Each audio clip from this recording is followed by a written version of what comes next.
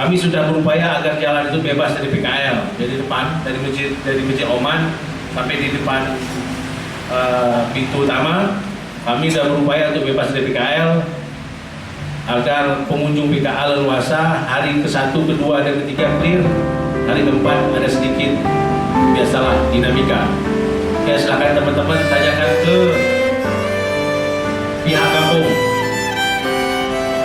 Tanyakan ke pihak kampung, karena ini